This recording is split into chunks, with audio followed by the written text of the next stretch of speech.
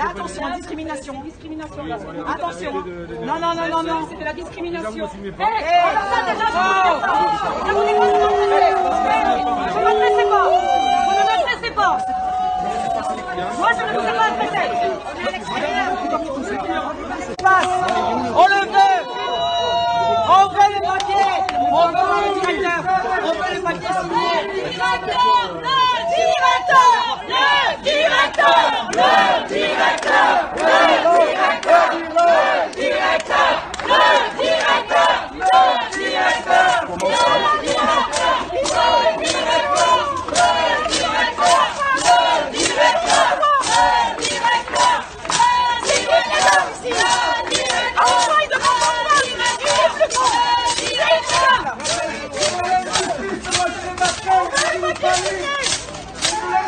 Employers in the UK could make COVID-19 vaccinations a compulsory requirement for job offers as the nation starts to reopen businesses. As some believe introducing a no jab, no job policy is the best way to protect staff and customers.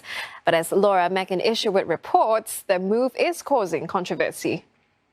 The Prime Minister says businesses will have the right to refuse entry to unvaccinated customers as National Cabinet prepares to discuss exemptions for fully immunised people. At tomorrow's Cabinet meeting, Scott Morrison confirmed services can be withheld under existing property laws for reasons like protecting workers as long as it's not discriminatory. Riles, will this give businesses the confidence they need to operate safely? And I think this is also another big reason why vaccine hesitancy and refusal is shrinking, because people are starting to realise if I actually want to get back to any kind of semblance of the life I used to have, I've got to get vaccinated. And you're absolutely right. Take whatever vaccine you can get. I'm at AstraZeneca, very happy with it. Thank you very much. Yeah. So today I announce a new approach, which we're calling the Key to NYC Pass. The key to New York City. When you hear those words, I want you to imagine the notion that because someone's vaccinated, they can do all the amazing things that are available in this city. This is a miraculous place, literally full of wonders. And if you're vaccinated, all that's going to open up to you. You'll have the key. You can open the door. But if you're unvaccinated, unfortunately, you will not be able to participate in many things. That's the point we're trying to get across. It's time for people to see vaccination as literally necessary to living a good and full and healthy life. Some Chinese counties will begin barring unvaccinated people from schools, hospitals, supermarkets, and other public places by late July or early August. Local counties in at least 12 of China's total 22 provinces announced new measures that will ramp up surveillance and restrictions on unvaccinated residents whenever they try to enter dozens of common areas. Other restricted places include gyms, hotels, internet cafes, gas stations, and banks, though the exact list varies from county to county. Getting vaccinated is the duty and obligation of every citizen, said one notice. Said its government agencies would stop paying employees if they fail to get vaccinated, reported local media. The announcements have only been made on the local level so far.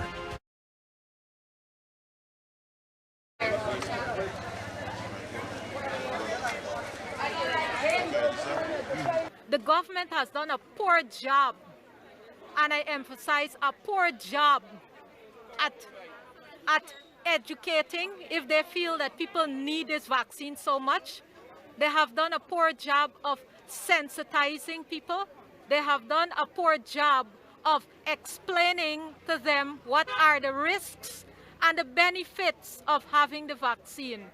We live in a global community where word spreads very rapidly, and people are not ignorant to the fact that there are many side effects associated with the vaccine. That was Dr. Diane Maloney, a senior resident in the Infectious Disease Internal Medicine Department. She was among the unvaccinated healthcare workers who were barred from entering the Georgetown Public Hospital Cooperation because she could not present her vaccine card or a negative PCR test. Dr. Maloney, like the many other unvaccinated healthcare workers, made it clear that she does not intend to adhere to the measures, which she described as an act of force. Gerald Ford, a government medical officer, expressed similar sentiments and noted that forcing persons to take the vaccines is a violation of human rights. Aim to bring the country to herd immunity. We're not opposed to anybody who want to take this vaccine. But just as they have exercised their right to say they want to take this vaccine, we are using the same right to say that we don't want to take it, wherever the reason be. Some people got religious reasons, some people got health reasons, some people just don't trust the vaccine, some people got all kind of thing why they're taking the vaccine. We're saying we're not defending reasons, we defend the right of a person not to take it, and we're fully justified in our rights. Ford argued that just as doctors are not allowed to administer any medication to a patient without their consent, the principles should be the same for healthcare workers. We're out here because, as you know, California is mandating that all healthcare workers be vaccinated by September 30th. Frankly, that's a violation of human rights, it's a violation of the Nuremberg Code, and it's a violation of the Constitution.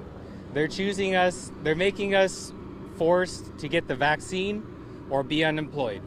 And the hypocrisy is real. Last year, they decorated us as healthcare heroes. Even when we were down to just a limited PPE, we were treating COVID patients for a year and a half without the vaccine. And now they want us to get the vaccine or we're out. So last year we were heroes, and now this year we're facing unemployment.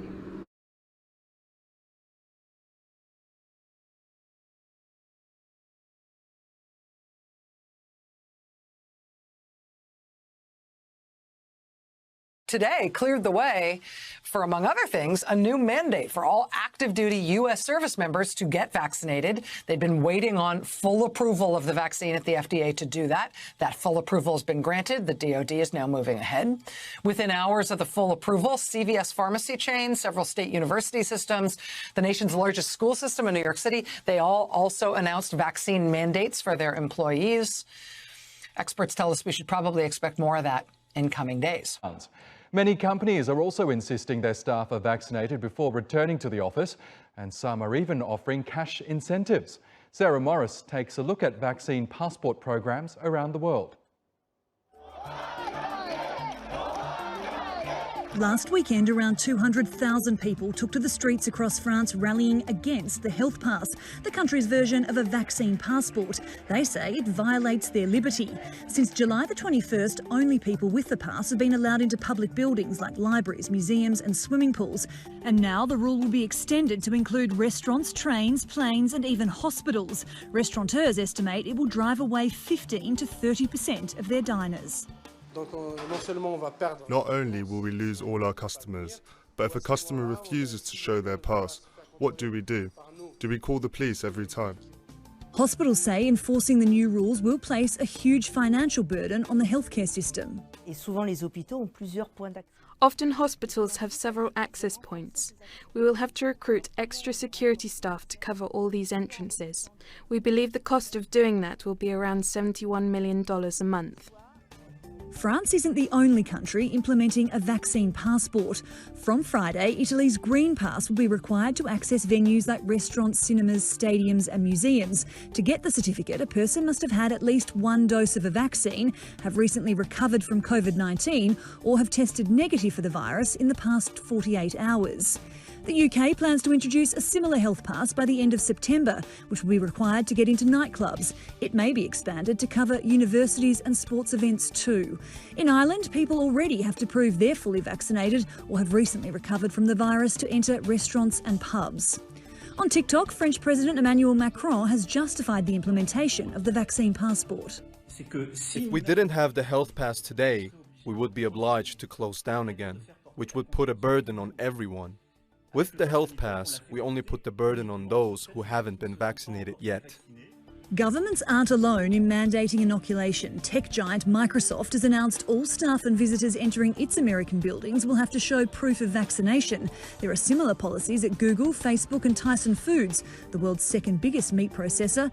Asset management company Vanguard is going a step further, offering to pay $1,000 to every employee who gets the jab. Eastmont Park was a brand new vaccination location in Seminole County. Taking vaccine to new neighborhoods is one way to reach the previously unvaccinated. This morning we had a pretty good turnout, folks waiting to get in. An electronic sign on State Road 436 directed people to the vaccination site, and Seminole County added a financial incentive for anyone wanting the shot. In addition to the one-shot Johnson & Johnson vaccine, in this case, people also got a grocery store gift certificate. Gift cards, it's a $10 grocery gift card, usable at multiple different locations, Publix, Winn-Dixie. She was a little nervous, but she said it didn't hurt or anything. A medical professional who got his shot months ago, Andrea Rossetti, brought his sister-in-law to help her get through it. He liked the idea of help with groceries. We're actually going to go grocery shopping because my dad's coming over for dinner tomorrow, so we're going to make some pizza.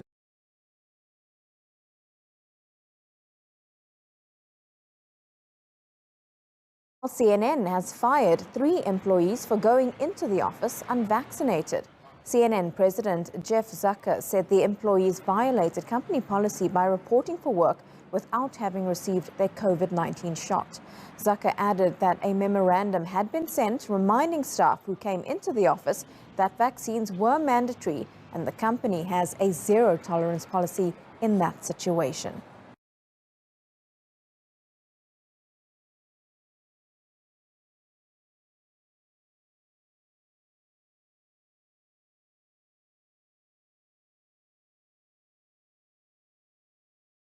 USA! USA! USA! USA!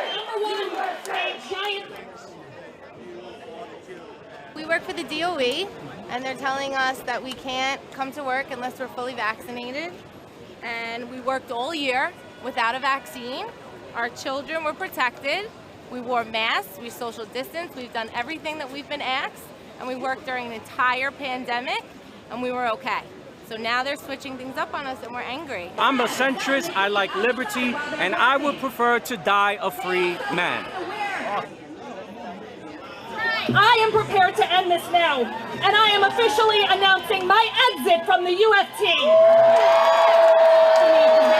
So your question was, am I prepared to lose it all? Yeah. And the answer is yes. Because I do not believe that this is just about a vaccine. I do not believe that this is just about our health. This is about medical freedom. This is about totalitarianism. This is about...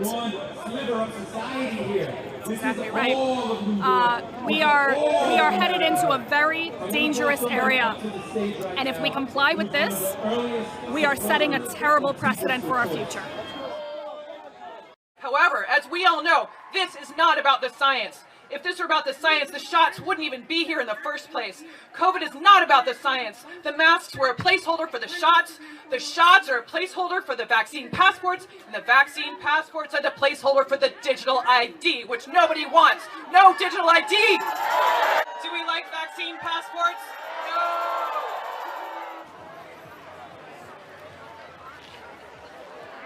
What we're fighting here, brothers and sisters, is not just a vaccine mandate. It's an agenda. It's hearts and minds of our other brothers and sisters that think that if we don't want the vaccine, we must have voted for Trump. Or we don't love our grandmother. Or we want to kill everybody. This is what we're fighting, and we need to stand united with our brothers and sisters that were lied to.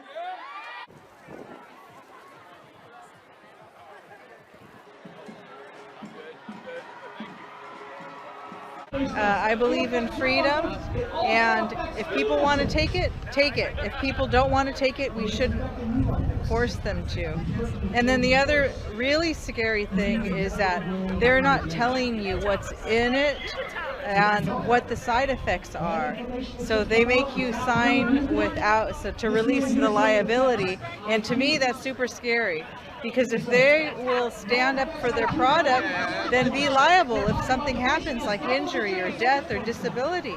But that's a big red flag when you say, okay, try this, do this, but if it hurts you, you're on your own. So that's why I'm out here.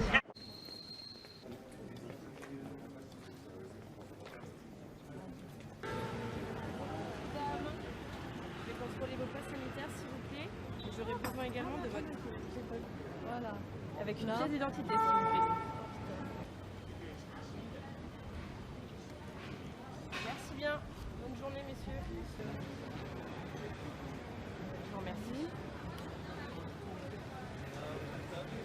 Ah, je ne sais absolument pas à quoi ça sert. On est en terrasse, on est deux, il n'y a personne autour. C'est de l'absurdistan numérique, où c'est déjà assez loin. Enfin, voilà. Je ne vais pas aller jusqu'au bout.